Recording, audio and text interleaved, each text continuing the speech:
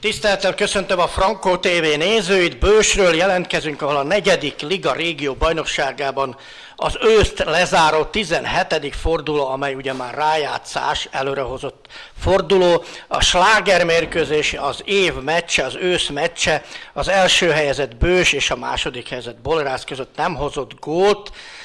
Úgy tűnik, hogy a Bős annak ellenére vezeti a tabellát, és az élen telel, hiszen a Pata pontban utolérheti, de már meg nem előzheti. Takže šláger, jesenný šláger zo 4. ligy v Gabčíkove gól nepriniesol a za to je vinný v úvodzovkách Luboš Kamenár, dvojnásobný slovenský reprezentant, ktorý chytil Mofovú žalostnú penáltu, dá sa povedať, ako si videl tú situáciu, lebo je proste teraz diskutabilné, či tam vôbec bola penálta, alebo nie, teraz sa o tom diskutuje. Ty si bol zblízka, ako si to videl, tú situáciu. Tak dobrý deň prajem. Síce bol som zblízka, ale bolo to také neprehľadné. A čo som sa pýtal hráča, ktorý mal faulovať, tak tvrdí, že sa nedotkol hráča z Gabčíkova. No a rozhodca to zapískal, takže penáltu zapískal, tak sme sa museli prispôsobiť danému stavu. A szkoda akurát, že náš hráč dostal červenú kartu a to tiež ovplyvnilo ten koniec zápasu. Igen, ugye a 11-esről kérdeztem a kapust, hiszen ő közelről látta, ők természetesen reklamáltak, hogy nem volt büntető, hát közelről volt az eset hozzá, de nem látta egyszerűen olyan tisztán, viszont az a játékos, aki ellen befújták a 11-est, Méri Tamás ellen, ő állította, hogy nem ért hozzá, és rájátszott a hazai játékos, viszont nagyon sajnálják azt, hogy volt utána egy kiállítás, ami befolyásolta a mérkőzés végét.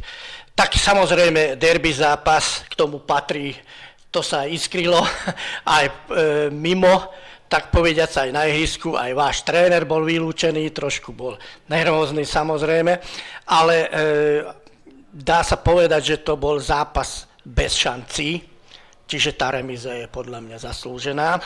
Tehát ugye azt kérdeztem, hogy hát ilyen derbi mérkőzésen ugye a sárga, piros lapok is hozzátartoznak, sőt az edzőket is kiállították, tehát valójában nem volt gólhelyzet az egyik csapatnak sem, azt lehet mondani, tehát a döntetlen az megérdemel, takže aj podľa teba je dielba bodov zaslúžená?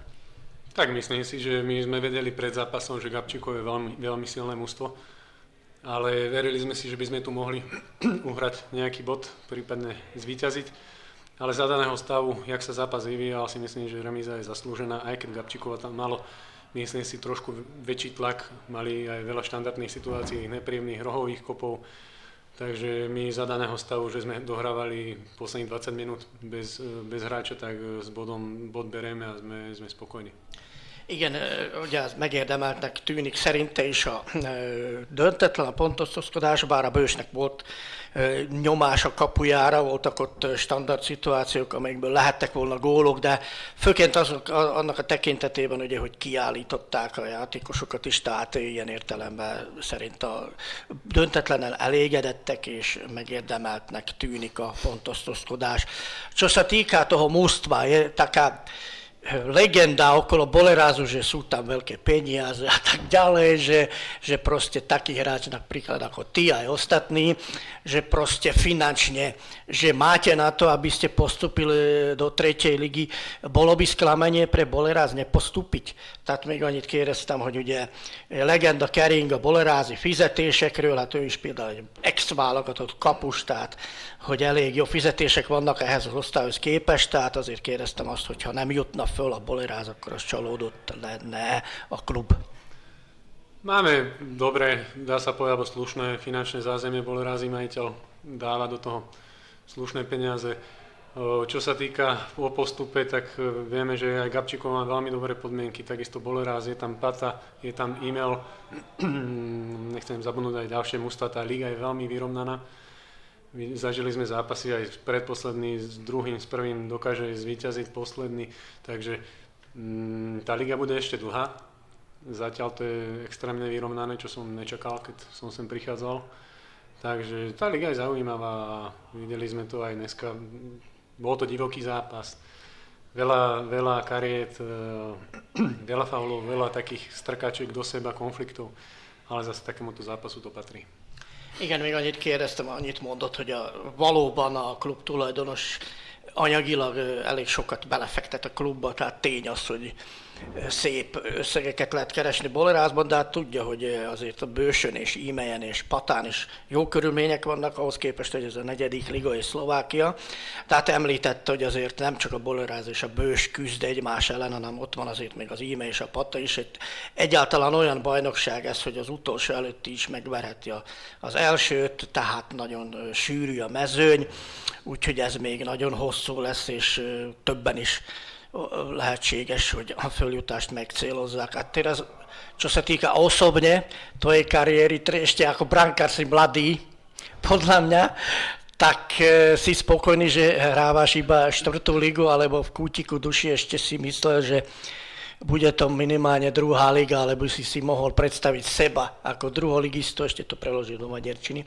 Ugye egy kétszeres szlovák válogatottról szó, aki éveket játszott az élvonalban, tehát még megkérdeztem az utoljára azt, hogy elégedett saját maga szempontjából azzal, hogy csak a 4. ligában véd, vagy esetleg még a szíve mélyén gondolkodik azon, hogy esetleg a 2. ligát is megcélozhatná még. No ja som ešte tak myslel, že ešte jeden rok potiahnem Spartaku Trnava, ale keďže už mám 37 rokov a prišli mladší brankári, tak som to bral s rešpektom a ostal som bez klubu. Ozvali sa mi nejaké ešte aj z 1. ligy a jeden tým z 2. Ale už to cestovanie sa mi nejak nechcelo, takže Boleráz prišiel tiež s ponukou, je to blízko Trnavy, kde bývam, takže zobral som ponuku z Bolerázu. Igen, tehát annyit mondott, hogy hát 37 éves már, és hát lejárt a szerződése, de szeretett volna még egy évet azért a Spartak Trnava mezében, Nagyszombatban játszani. De hát respektált a klub döntését, ugye, hogy már 37 éves és fiatalabbak jöttek.